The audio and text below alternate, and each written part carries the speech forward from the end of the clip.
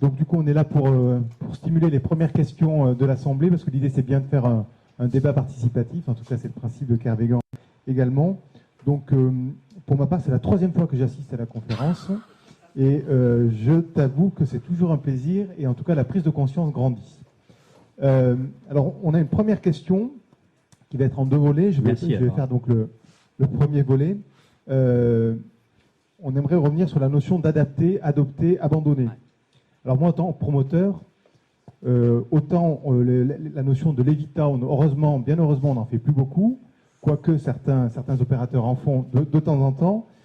Par contre, le pâté urbain, je pense qu'on peut peut-être en faire encore quelques-uns. Et moi, je reprends une anecdote que j'ai eue, c'était pas plus tard que la semaine dernière, avec un de mes collaborateurs qui me présente un promesse d'un projet. Et du coup, je l'ai renvoyé dans ces 20 mètres en disant, mais c'est pas possible aujourd'hui que tu me proposes des sujets là. Donc moi, j'ai une question. Alors aujourd'hui, tu as évoqué beaucoup de choses, mais peut-être un peu plus concrète si tu peux. Qu'est-ce qu'un promoteur immobilier doit abandonner aujourd'hui, quand aujourd'hui, en gros, on a une pression foncière, tu l'évoquais, on a des entreprises à faire tourner. Si on accepte de ne plus faire ce genre de projet, en fait, on ne fait plus de projet. Et donc aujourd'hui, quelque part, la vie des entreprises est mise en péril si on choisit d'abandonner pur et simplement de faire ce genre de projet. Donc quel conseil tu donnerais à la profession ? Moi, j'ai pas de leçon à donner en tout cas aux opérateurs. Nous maintenant, et c'est maintenant la mission, on dit maintenant de nos jours de ma boîte Dixit.net, on fait de l'accompagnement à la redirection des acteurs de la fabrique de la ville. On travaille avec des promoteurs. Mais moi, j'aime bien rentrer dans le concret. Parler de projets et rentrer dans les projets. La question, c'est est-ce qu'on prend les projets pour les faire mieux, etc., etc. Mais la vraie question du renoncement, c'est le traiter non pas comme finalement quelque chose qui fait mal, mais traiter comme l'opportunité de faire autre chose et de le faire mieux. Et donc la question aujourd'hui, mais pour la promotion, mais pour tous les opérateurs, c'est d'un côté regarder par rapport à une fabrique de la ville qui change, quoi qu'il en soit. Le mouvement est là. De regarder ce qu'on a en placard. Parce que c'est très long de faire la ville. Et aujourd'hui, on a des cadavres dans les placards des opérateurs d'aménagement. Privés, c'est leur problème. Public, c'est notre problème. On va avoir des bad banks à un moment parce qu'il va falloir sortir ces opérations. On a fait l'acquisition du foncier, on a commencé à investir pour des opérations qui ne vont pas se faire. Parce qu'ils sont là, les renoncements. Il n'y a pas que Notre-Dame-des-Landes qui ne se ferait pas. Il y a plein d'autres projets qui aujourd'hui sont regardés différemment parce que c'est des projets du XXe siècle. Et qu'on vient de réaliser qu'on a changé de siècle. Donc la vraie question pour moi, c'est d'en passer par une réflexion interne, pour le coup, de positionnement, mais en traitant le renoncement comme l'opportunité de se positionner sur autre chose. Et aujourd'hui, on a des opérateurs qui vont miser finalement sur la fin du charbon, qui vont continuer à faire la ville facile tant qu'on peut. Et on a d'autres opérateurs qui, eux, se mettent sur des marchés de niche et font la ville compliquée et sont sans doute sur moins de volume.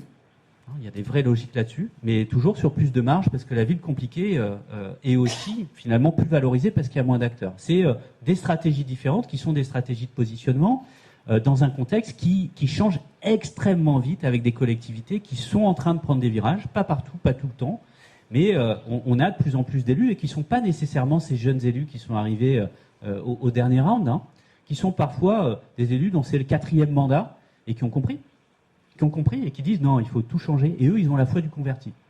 Et eux, ils n'hésitent pas.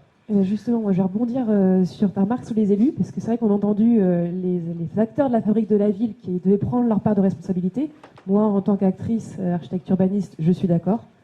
On essaye, il y a beaucoup de gens qui essaient de la prendre, et on fait aussi face à parfois des difficultés à accompagner les élus. Tu parlais de l'incertitude. Moi, je trouve que c'est une vraie question. Je le vois quand on essaie de mettre en place des processus participatifs. C'est des marches. Tu parles un peu, je trouve, de tricoter, tisser. On n'est pas sur quelque chose de masse. On fait du contextuel.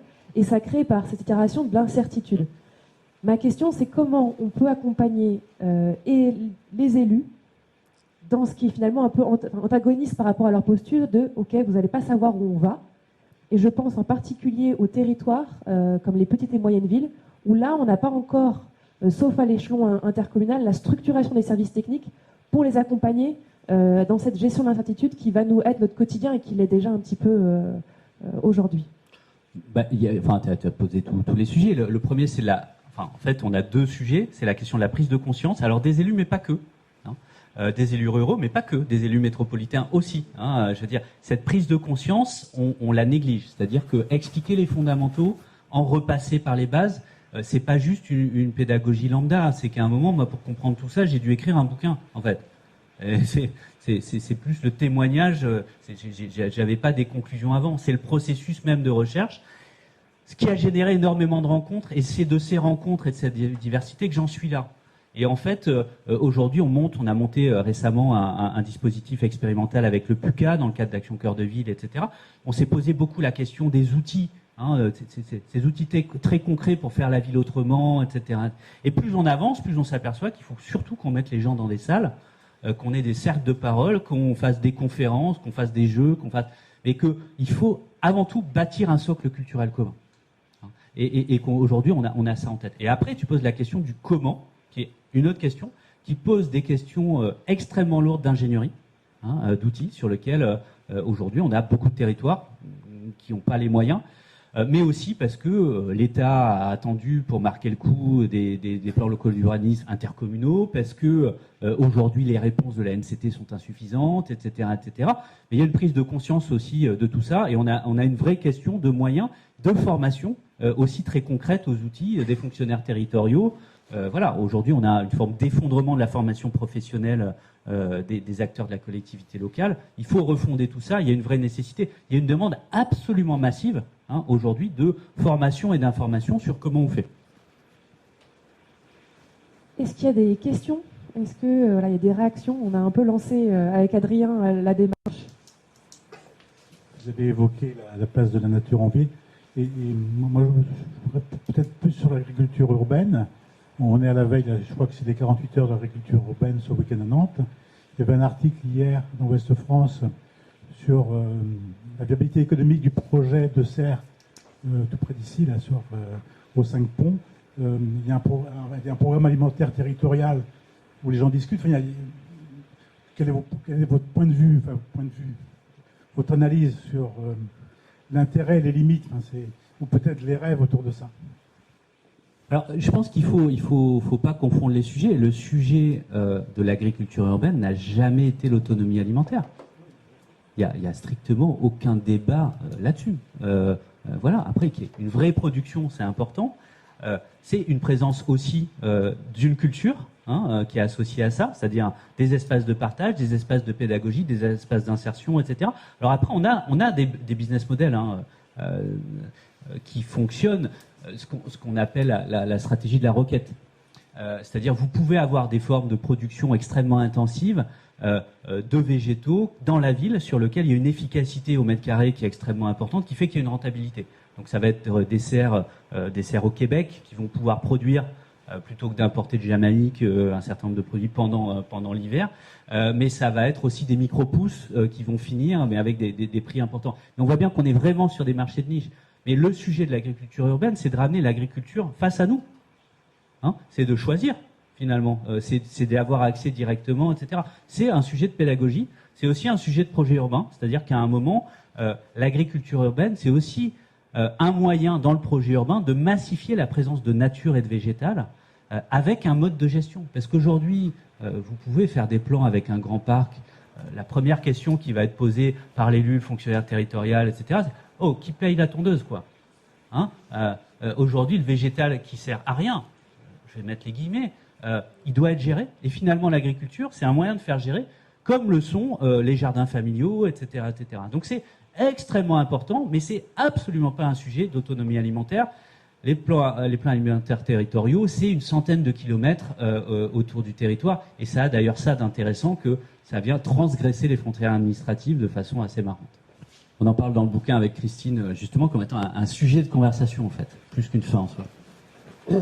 Bonsoir. Voilà, j'ai lu votre bouquin sur l'urbanisme circulaire qui m'a tout à fait passionné. Et la première question, c'est quoi de neuf dans votre bouquin à réparer la ville? Première question. Deuxième question, le modèle effectivement pavillonnaire est un modèle bien ancré maintenant dans la périphérie, dans l'espace rural. Et je crois il faut bien prendre la mesure aussi du fait que ça a été, on a ainsi créé un projet désirable pour des familles avec maisons, jardins, etc. Bon. Et donc, redensifier, restructurer les zones pavillonnaires, je crois que c'est un sacré boulot qui ne va pas se faire comme ça d'un coup de baguette magique. Bon. Troisième remarque et aussi question, c'est qu'on voit bien qu'aujourd'hui, il y a besoin effectivement pour éviter d'être toujours dans la révolte, dans la protestation comme les Gilets jaunes, il faut créer un nouvel horizon, de nouveaux projets qui soient vivants, qui soient désirables. Donc il y a la question de la fédération aussi des acteurs, des organisations pour pouvoir, je dirais, conduire, amorcer cette transformation. Donc je terminerai juste sur un point. Ce matin, je participais à une visio avec Virginie Resson, que vous connaissez peut-être et sans doute, puisque j'ai appris que c'était une Nantaise. J'ai lu il y a une dizaine d'années, à l'occasion du travail sur Nantes 2030, son bouquin sur les futurs, tout à fait passionnant. Elle est en train de mettre en place un grand projet qui s'appelle Le Grand Défi. Je ne sais pas si vous suivez. Il y aura une étape importante en septembre. Il y a plusieurs transitions qui sont travaillées. Et je voudrais juste savoir si vous êtes en écho avec ce projet sur la transformation de la ville. Voilà. Excusez-moi pour... Non, vous excusez pas. Donc oui, je connais bien le travail de Virginie, puisque j'ai eu l'occasion de l'inviter pour le bouquin dont vous parliez, au nom de Kervégan, il y a quelques années, à exposer ses propos. Alors, je collabore pas, je finis par la fin, je collabore pas à ce projet-là, je le suis à distance avec intérêt. Je me suis par ailleurs retiré du GIEC régional qu'elle dirige, en désaccord avec la méthodologie adoptée par la région. Passons. Est-ce qu'on peut pas, parce que penser systémique en découpant en chapitres les sujets, ça marche pas en fait. Pour répondre à vos questions, je vais pas répondre à votre question, parce que qu'est-ce qu'il y a en plus dans le bouquin, vous le lirez. Par exemple, ce qu'il y a en plus en termes d'exemple, non mais c'est vraiment une autre conversation. C'est par exemple cette question de la maison, hein, du logement individuel, etc., qui est un peu l'homme à abattre dans la profession. Non, on rappelle des choses, c'est que la maison a sa place. La question aujourd'hui, c'est le modèle pavillonnaire qui pose un problème.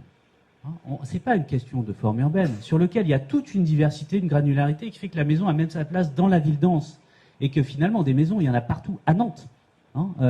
Et c'est bien. La vraie question, c'est pourquoi est-ce qu'aujourd'hui, on considère qu'une maison, ça a 4 façades, et nécessairement un terrain, c'est posé au milieu et ça fait 600 mètres carrés. Et ça marche plus. Mon ennemi, moi, c'est pas la maison dans la ville, c'est la nouvelle maison qui a été livrée aujourd'hui à un jeune couple avec 500 mètres carrés de terrain, qui est à 45 minutes de l'emploi. Ils ont pris un emprunt à 20 ans grâce au prêt à taux zéro subventionné par l'État. Ils sont dépendants de leurs 2 voitures. Et dans 5 ans, on sait que le prix ne sera pas le même pour payer l'essence. Dans 5 ans, on sait que tout le monde ne pourra pas se payer une Tesla, parce que de toute manière, il n'y aura pas assez de cuivre pour en construire pour chacun. Et puis dans 5 ans, on sait aussi qu'ils ne seront pas à 45 minutes de l'emploi, ils seront à 1h15 de l'emploi. C'est ça le problème. Donc sortons des questions des débats sur les formes urbaines. Les architectes ont imaginé pléthore de formes urbaines intéressantes, passionnantes, y compris de maisons. Le cœur d'Amsterdam, c'est des maisons. Et elles ont 3 étages, elles sont accolées, etc., etc. Alors en effet, c'est compliqué, ce tissu qui est lâche aujourd'hui, dans lequel il y a de la place. À Périgueux, ils ont affronté le sujet. Moi, j'ai commencé à faire un audit de tout ça. Au bout de 5 ans, ils ont lancé une opération qui s'appelle Bimbi. Au bout de 5 ans, ils ont construit plus de 100 baraques, 100 logements en plus. Mais ils ont construit plusieurs centaines d'extensions de logements complémentaires, logements locatifs, etc., etc. 100 maisons en plus, c'est 5 hectares de champs qui n'ont pas été urbanisés. C'est autant d'enrobés qui n'a pas été dépensé par la collectivité. C'est des tuyaux en moins, etc., etc. Sauf que quand ils l'ont fait de façon extrêmement différente. C'est un autre mode d'organisation. C'est pas juste à un moment on change le PLU et puis à un moment on dit oui, non. Non, on accompagne, on guide, on entraîne, on crée des espaces de dialogue entre les voisins, entre le pétitionnaire et la collectivité, etc., etc. On ne peut pas faire la ville du XXIe siècle avec les outils du XXe siècle. Donc on sait faire, en fait. Donc moi je documente ça, en fait. Mon boulot aujourd'hui, c'est pas d'inventer ces trucs, c'est d'aller voir les gens qui font et qu'on arrête d'inventer le fil à couper le beurre et qu'on documente, qu'on open source les solutions. mais qu'on sorte de la communication, qu'on dise ce qui marche, et qu'on dise aussi ce qui ne marche pas de façon à gagner du temps. Sinon, on fait quoi? On fait ce qu'a fait Nantes, sur lequel on avait des droits à construire dans les tissus résidentiels qui sont massifs à Nantes, sur lequel on a énormément de lotissements, mais qui ne sont pas forcément des années 80, y compris des années 50, 60, dans lequel on a plein de places sur lesquelles on pourrait rajouter un étage pour avoir un bureau pour le télétravail, rajouter une maison, transformer le garage en logement, etc., etc. Et qu'est-ce qu'on a fait? On a ouvert des droits et ça s'est mal passé. Parce qu'on a fait des pavillons standards et on en fait encore dans des terrains qui ne sont pas standards. Parce qu'on n'a pas entretenu le dialogue entre les voisins. Parce que la collectivité ne s'est pas mis là au milieu pour entretenir ce dialogue-là. Qu'est-ce qu'on a fait à la dernière révision du PLU? On a serré le robinet pour dire non, on arrête, il y a trop de problèmes. C'est un scandale. C'est un scandale généralisé partout en France, c'est-à-dire parce que c'est compliqué, on ne fait pas. Et aujourd'hui, on est face à des problèmes compliqués. Il va falloir déployer toute l'ingénierie qu'il faut pour ça. C'est le moment de se poser les questions et ça tombe bien. Il y a déjà des gens qui ont essuyé les plâtres. On a des retours d'expérience. J'ai sans doute pas répondu à toutes vos questions, mais toutes les réponses sont dans Réparons la ville. Merci. Je trouve intéressant aussi ce que tu as évoqué sur les friches industrielles ou pas d'ailleurs, mais toutes les friches effectivement. Alors c'est aberrant qu'on n'ait pas les moyens de les recenser aujourd'hui. C'est quand même la première chose à faire effectivement. Il y a une deuxième étape, alors je ne sais pas s'il y a des élus qui ont réfléchi ou qui ont commencé, mais c'est que très souvent sur ces friches, il y a des projets. Il y a des projets mais qui sont à 5 ans, à 10 ans et on sait que pendant ce temps-là, il y aurait plein de choses possibles à faire. Mais il y a des réglementations qui l'empêchent. Est-ce qu'il n'y a pas un moyen de simplifier pour qu'effectivement ce temps long de la friche il soit occupé? C'est souvent 5-10 ans où il ne se passe rien, quoi. Et on le sait. Et on le sait dès le départ, mais actuellement, la réglementation rend souvent tout impossible. Alors, détrompez-vous, dans la plupart des friches, non seulement il n'y a pas de projet, mais on ne sait même pas qu'elles existent. Parce que des espaces comme ça, il y en a partout. Et en fait, par réflexe, et c'est bien ce changement systémique qui est important, quand on a un besoin, on va chercher un nouveau champ, et pas une nouvelle friche.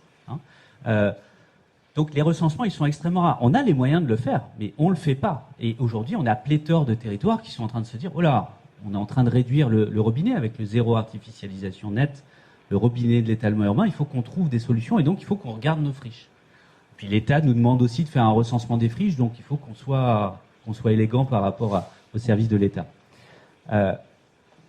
Donc on sait faire. Après, sur les occupations temporaires, oui, bien sûr. C'est d'ailleurs le sujet de mon édito de ce matin, puisque toutes les semaines, je publie une newsletter sur Dixit.net et ça s'appelle « Champ des possibles ». Et en effet, avoir des interstices comme ça, des temps morts de la ville, on a les occupations temporaires qu'on connaît assez bien, sur lesquelles se passent des choses, mais sur lesquelles il faut peut-être qu'on le regarde autrement aussi, de façon à se dire qu'on a besoin de ces espaces-là, de ces espaces de respiration, notamment pour inventer les solutions qui vont nous permettre de réagir aux incertitudes. Pour aujourd'hui travailler sur la question du logement d'urgence par petites touches, pour gérer les problèmes qu'on a déjà aujourd'hui, en anticipation des problèmes qu'on aura demain, par exemple.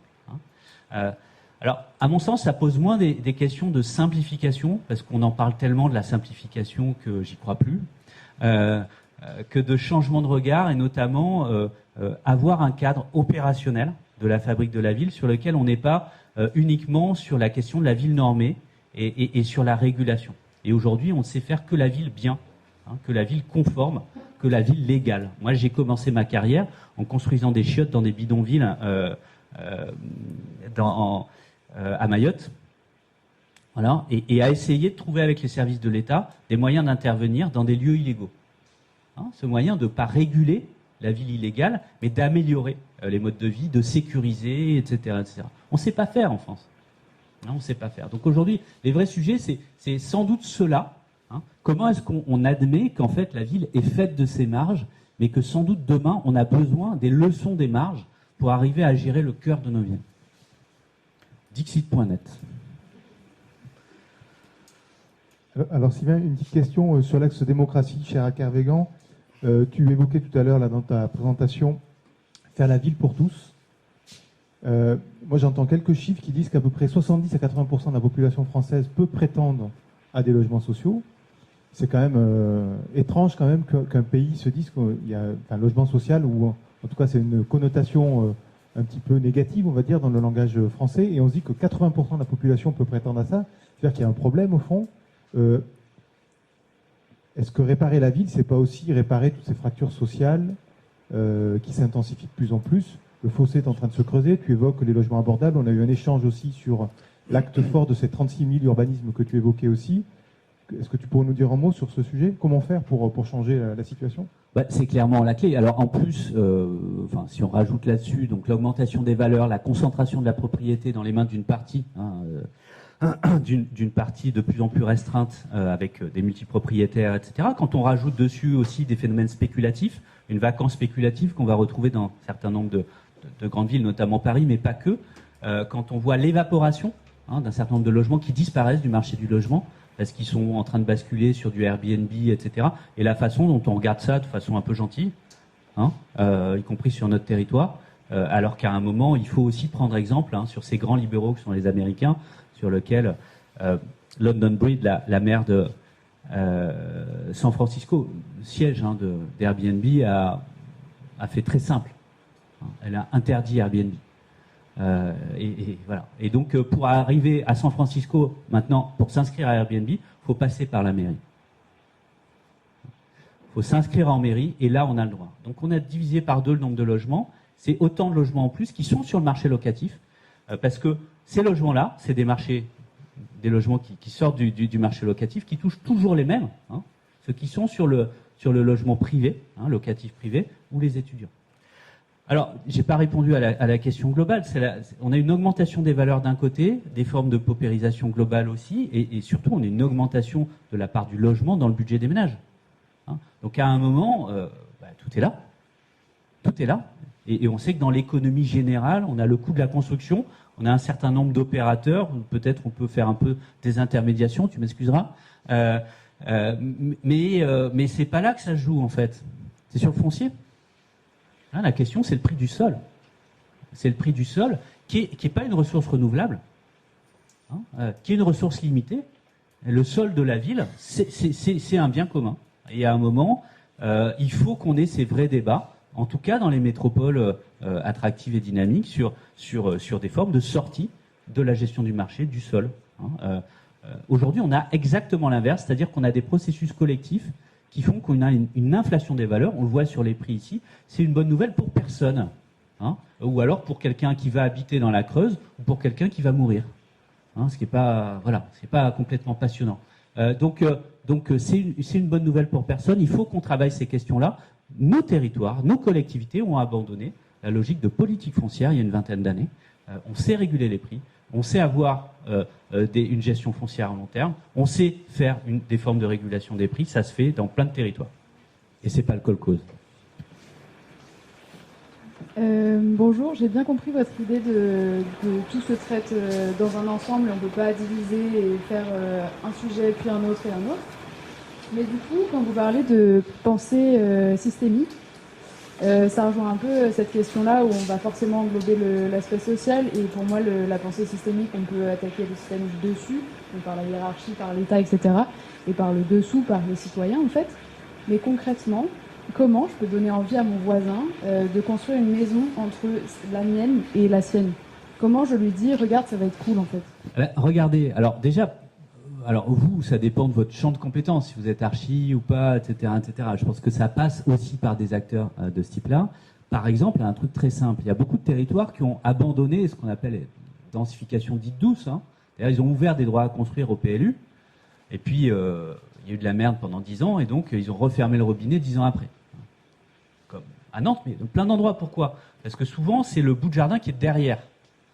Et donc, parce que vous comprenez, il faut pouvoir se garer, donc on fait une voie d'accès pour aller derrière. On appelle ça une parcelle en drapeau. Le mât, c'est la voie d'accès. Et puis le terrain au fond, c'est là. Alors ça fait quoi ça? Ça fait que vous avez une génération de portails en plus qui se font le long de la rue. Ça fait que le jour où on refait le trottoir, on fait des voies d'accès. Ça fait que le trottoir, il est comme ça. Se mettre d'accord avec son voisin, c'est par exemple faire une seule voie d'accès pour desservir 2 terrains. Un chez vous et un à côté. Vous voyez, c'est mutualiser, c'est se dire que En fait, moi, je peux pas vendre un terrain pour faire un logement décent. Lui non plus. Par contre, nous deux, on peut faire 2 moitiés de terrain et faire des choses. Ouais, c'est ça. Mais c'est surtout entretenir le dialogue avec les uns et les autres et accueillir de façon bienveillante les projets. Et quand on les explique en amont, c'est-à-dire avant de poser le truc, le panneau de permis de construire, en fait, ça se passe bien. Ça se passe bien. Il y a eu un projet comme ça, j'habite Nantes, Nantes-Est, etc., un projet de construction, il y a eu la vente d'un terrain dans un tissu résidentiel dans lequel moi-même j'ai construit comme ça, au cœur d'un îlot, avec 6 voisins, etc., etc. Et la vente d'un terrain, grand phénomène, et on en parle pendant le repas des voisins. Il y a une grande discussion dans laquelle je m'insère, c'est quel nom on donne à l'association. L'association de quoi? L'association de lutte contre le collectif. Peut-être qu'on pourrait prendre ça comme nom, etc., etc. Il y avait un terrain en vente dans le quartier, et la question n'était pas est-ce qu'il faut s'opposer, la question n'était pas est-ce qu'il faut monter une association, la question était quel nom on donne à l'association. Parce qu'on savait qu'il allait se passer un truc, mais personne n'en avait parlé. Personne n'était venu expliquer aux voisins ce qui allait se passer, etc., etc. Donc moi, j'ai expliqué qu'il pouvait tout se passer, mais pas un collectif, parce qu'il n'y avait pas le droit. C'était pas possible. Déception globale, donc on n'a pas monté l'association, etc., etc. Et il y a une nouvelle maison qui s'est mise sur ce terrain avec des gens qui ont été accueillis à la lance à incendie, parce que tout le monde avait peur qu'ils fassent une saloperie. Parlons avant de faire les projets. Parlons avant de coller les panneaux de permis de construire. Et avançons là-dessus. Et pour parler, en fait, qu'est-ce qu'il faut ? C'est un des enseignements de Périgueux. Il faut des gens dont c'est le métier, qui développent un savoir-faire, des modes de concertation spécifiques, qui ne sont pas des gens de la mairie, parce que la mairie, à un moment, elle signe le permis, donc c'est un autre rôle. Il faut dissocier les rôles. Mais ce n'est pas non plus des gens qui sont au service des citoyens. C'est des gens qui sont entre les deux et qui sont payés par la mairie. Donc à Périgueux, au lieu de payer de l'enrobé, au lieu de payer des tuyaux, pour faire un lotissement en périphérie, ils ont payé des gens. Ce qui est quand même pas con de nos jours, de payer des gens. Selon vous, comment massifier la rénovation du bâti existant dans la ville qui existe déjà? Et est-ce que des acteurs se sont déjà positionnés, des acteurs économiques se sont déjà positionnés sur ce créneau? Alors moi, c'est pas une fois de plus, tout ce que je vous dis, c'est plutôt le retour. Voilà, je passe beaucoup de temps sur le terrain, donc moi, j'ai pas de leçons à donner là-dessus. En tout cas, je peux témoigner du fait qu'on a aujourd'hui des acteurs qui se positionnent, par exemple, sur la massification par des procédés industrialisables, plutôt des modèles. On a notamment le développement du principe, qui est un principe hollandais d'énergie Sprong, qui touche prioritairement aujourd'hui le monde du logement social, mais qui globalement a vocation à s'appliquer sur l'ensemble, globalement sur 50% de l'immobilier en France, qui est un immobilier répétitif. C'est le logement social, mais c'est les maisons, c'est pas que des immeubles, sur lequel on a eu des trames, ce qui fait qu'on peut inventer un procédé à façon, et sur lequel on vient, alors dans le cadre d'Energy Sprong par exemple pour logement, c'est des modules qui sont industrialisés, de plus en plus biosourcés, sur lequel on vient faire des relevés laser à coups de drone des bâtiments existants, et sur lequel on vient industrialiser des modules de toiture, des modules qui sont des modules de façade, qui vont venir être plugués comme ça, de façon à avoir un gain extrêmement important en termes énergétiques, avec des coûts extrêmement compétitifs pour éviter le subventionnement, et le tout en milieu occupé. Et derrière, il y a des logiques qui dépassent la technique et la technologie, parce qu'il faut des montées en charge. On est bien en train de dire qu'on a des gains de productivité là-dessus. Et donc, on a, notamment sur la région, une démarche qui vient associer une bonne douzaine de bailleurs sociaux qui ont agrégé leurs commandes de façon à avoir une seule passation de marché et à donner de la visibilité aux entreprises pour qu'elles puissent investir dans les procédés, mais aussi dans les modes de fabrication, les savoir-faire des compagnons, etc., etc. Ce qui est assez passionnant là-dessus, c'est que en fait, aujourd'hui, si vous voulez, quand vous mettez, alors peut-être tu vas me contredire, mais quand vous coulez du bancher, vous mettez des ouvriers non spécialisés, et l'usine, elle est dans la rue. Le savoir-faire, finalement, c'est la grue, c'est la banche, c'est le béton, c'est la toupie, etc., etc. L'ingénierie est ailleurs. Quand vous êtes sur des procédés comme ça qui sont construits hors site, on a déjà des compagnons qui, eux, sont dans l'usine, donc ils sont au chaud, ils ne sont pas sous la pluie, etc., etc. Et finalement, ceux qui viennent travailler sur site, c'est ceux qui viennent ajuster, adapter, etc. C'est des métiers de l'intelligence qui sont sur le chantier, mais c'est d'autres niveaux d'artisanat et de savoir-faire. Donc ça nécessite d'avoir une transformation globale de la chaîne de production. Je vous invite à lire le travail qui a été fait par le Shift Project sur le marché du logement, qui montre plusieurs choses, qui montre notamment qu'on a une baisse nécessaire liées à la démographie française, de la production de logements neufs dans une dizaine d'années, qui montrent aussi que la capacité et la nécessité de massifier ces réhabilitations devrait créer au moins autant d'emplois que la perte de production de logements neufs, hein, qui aura lieu, hein, et qui aujourd'hui n'est pas anticipée par les acteurs. Voilà. Et donc, par contre, c'est pas les mêmes métiers. Hein. Donc, on a un travail, et ça tombe bien, on a 10 ans pour le faire, on a un travail de formation qui est absolument massif.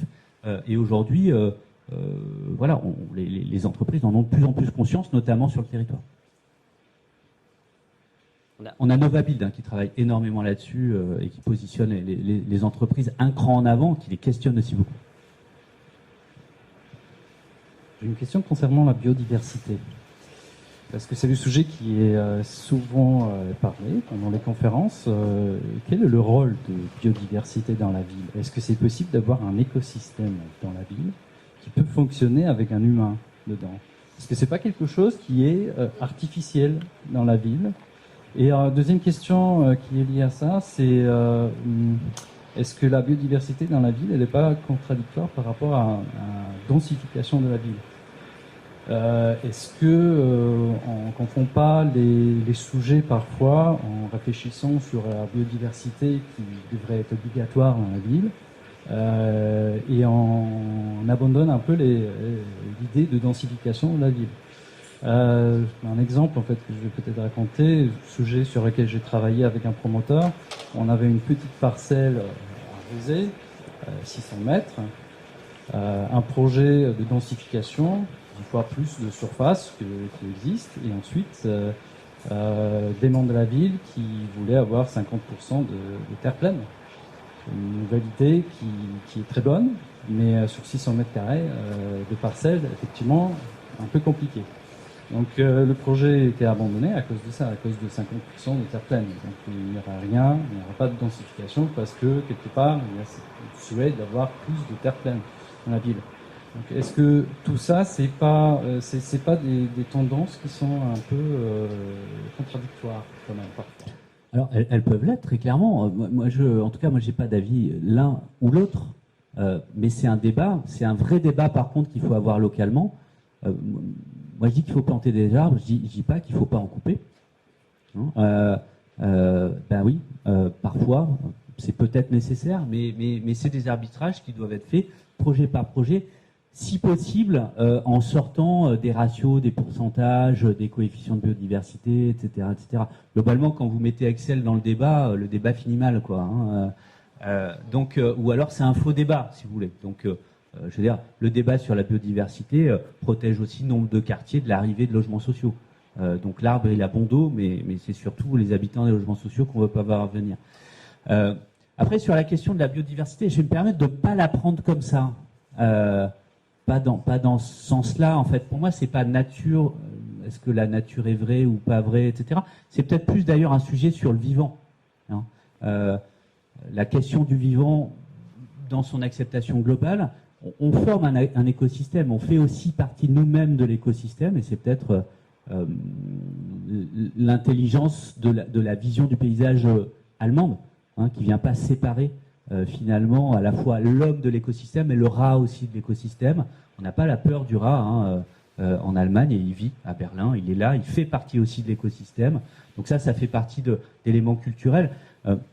Moi, ce dont je suis aujourd'hui persuadé, c'est qu'on a besoin du vivant pour garder une ville à la fois vivable en 2050, avec les coups de chaud sur la ville, avec l'intensification des phénomènes d'inondation, de ruissellement, etc., etc. Quand je dis de vivant, c'est massif, hein, c'est vraiment des sols profonds, etc. Ça veut dire qu'on va avoir besoin de place, qu'il va falloir globalement virer l'ensemble du parking de surface. Alors, ça tombe bien, on a plein de parkings qui servent à rien en sous-sol. Ça tombe bien, on aura moins de bagnoles, ou peut-être qu'on utilisera plus nos voitures. Donc, parce qu'aujourd'hui, elles sont garées 95% du temps. Donc, au niveau spatial, c'est un certain impact quand même hein, dans la ville existante. On a donc besoin de place, on a besoin de transformation, on a besoin de changement de mode de culture, mais surtout d'admettre que c'est pas nous qui allons sauver la nature, c'est la nature qui peut nous sauver. Mais au travers de ça, il y a une autre question, c'est que finalement, quand on massifie les choses de ce type-là, quand on fait vraiment de la place, et quand on sort de la nature décorative, de la façade végétalisée, du rond-point planté, de 3 arbres fruitiers dans un coin, etc., et qu'on massifie vraiment les choses, on fait une autre ville. On fait une autre ville qui donne envie d'être vécue, en fait. On fait que le logement devient un habitat et vient se prolonger par la rue parce que la rue est habitable, parce que les gamins peuvent jouer, parce que la voiture n'est pas là. C'est pas encombré de caisses métalliques, parce qu'on a des vrais parcs dans lesquels il y a de la boue, dans lesquels il y a des branches tombées au sol, dans lesquels il y a des animaux et on ne vient pas tondre le gazon sans arrêt, etc., etc. Donc en fait, notre rendez-vous de 2050 qui nécessite qu'on vive en ville, dans toutes les villes, hein, le village, la métropole, etc., il nécessite de rendre cette ville attractive et finalement, c'est grâce à ça, grâce à cette présence du végétal qu'on peut y arriver. Donc c'est vraiment un moyen de plein de choses.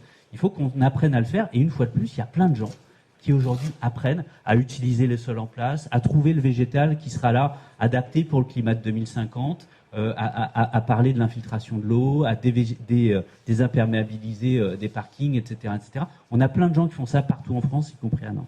Bah oui, justement, en fait, je vous remercie de toutes les perspectives que vous mettez en avant, mais dans le même temps, ça me démoralise complètement, parce que moi, je suis élu dans une commune de l'agglomération. J'essaye, en tant qu'élu, de faire avancer les choses et je me heurte à des inerties colossales et je n'y arrive pas. Même les architectes, quand ils construisent des nouveaux bâtiments et qu'on leur dit ça aurait été bien de prévoir un peu panneaux photovoltaïques. Ah oui, mais E3C1, vous comprenez, c'est pas possible, etc. Quand je vois un plan de développement de réseau de chaleur, je m'étonne qu'ils aillent jusqu'à la zone qui est actuellement agricole de ma commune. On me dit, on ne sait pas ce qui va arriver demain. Et je dis, mais oui, mais on a des engagements ZAN. Oui, mais bon, il faudrait voir l'évolution du plume, on ne peut pas prendre des dispositions. Et honnêtement, merci pour toutes les perspectives, mais moi, au quotidien, c'est vraiment difficile. Même dans la majorité, on devrait être unis, mais le maire me dit, oui, mais attention, là, on va modifier le plume parce qu'on a vraiment eu trop de plaintes des habitants de ce quartier qui veulent rester strictement pavillonnaires. Ma collègue de l'urbanisme qui me dit oui mais bon qu'est-ce que tu veux, tu nous emmerdes avec tes trottoirs désimperméabilisés. Je dis mais il faut bien commencer à un moment, etc. Donc c'est pas de la mauvaise volonté et je vous fais grâce du niveau métropolitain. Dès qu'il faut aller négocier avec la métropole, c'est fini de chez fini. On n'y arrive pas, on comprend pas. Le mammouth est énorme, on ne sait plus par quel bout il faut tirer. Donc je vais faire de l'approche systémique, je vais essayer d'y aller, mais honnêtement, c'est pas facile tous les jours. On est au milieu du gué. Clairement, c'est compliqué. C'est compliqué partout. C'est pas compliqué qu'ici. C'est pour ça qu'on a aussi écrit, au-delà de faire de la pub, le petit bouquin, parce que c'est des arguments pour ceux qui ont envie de faire bouger les choses, pour qu'ils filent ça à leurs élus, qu'ils filent ça à leurs directeurs des services techniques, voire même aux services métropolitains. On ne sait jamais. C'est pour ça que je prends du temps pour en parler, parce que je pense qu'il faut d'abord fonder le socle culturel commun, en fait, pour arriver à avancer. Et ça prend du temps. Après, si on connaissait le chemin, on l'aurait déjà pris. Et on a 10 ans devant nous qui sont vraiment 10 ans d'expérimentation, sur lesquels il va falloir apprendre aussi à faire des erreurs. Et on a une frilosité collective qui est la peur du vide, qui est la peur aussi de l'aventure, du nouveau truc, etc., parce qu'on ne sait pas comment ça va tourner. Je crois aujourd'hui qu'il faut collectivement, et notamment dans les collectivités, qu'on apprenne à vraiment faire des erreurs, et à expliquer qu'on fait des erreurs, mais à avancer et à tester les choses. Alors une dernière petite question avant de laisser le mot de la conclusion. En lien avec la question, tout à l'heure, tu as dit un mot, kolkhoz, je crois, tu as dit. Du coup, ça m'amène à poser une question. On s'est dit beaucoup de choses, le citoyen, la participation, mais si la communauté ne prend pas en main ce changement, ne crois-tu pas que c'est peut-être à la législation d'amorcer cette prise de conscience ? C'est un moyen, la législation. En fait, tout se passera localement. Et on l'a vu avec Climat Résilience. Climat Résilience est allé trop loin, beaucoup plus loin que le voulait le gouvernement, etc., dans le détail. Et l'objectif était déjà qu'il y ait finalement un travail du local. Et c'est dans le local sur lequel il y a les acteurs opérationnels, dans lequel il y a les élus qui savent ce qui se passe, parce qu'ils sont sur le terrain au quotidien. C'est dans le local qu'on peut expliquer les choses. Donc oui, il y a plein de changements réglementaires à faire, mais surtout, faut attendre, faut arrêter d'attendre ces changements réglementaires. Il faut commencer à agir. Moi, en travaillant avec ces pionniers, j'ai constaté qu'il y en avait plein qui proposaient des changements réglementaires. Certains les obtenaient, mais surtout que tout le monde trouvait toujours une solution. Et parfois, c'était des solutions de contournement. Voilà, parfois, pour éviter d'avoir un refus, on ne demande pas l'autorisation.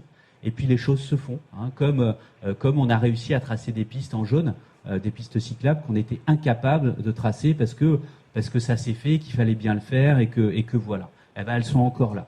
Donc allons-y, inspirons-nous de tout ça. Mais ça sert à rien d'attendre de Paris les solutions. Je peux vous dire, j'y passe suffisamment de temps pour savoir que c'est pas là-bas qu'on va les trouver. Eh bien, merci beaucoup. Merci Sylvain, merci Adrien, merci Ségolène, merci à la Maison de l'Europe. Je pense qu'on peut quand même les applaudir.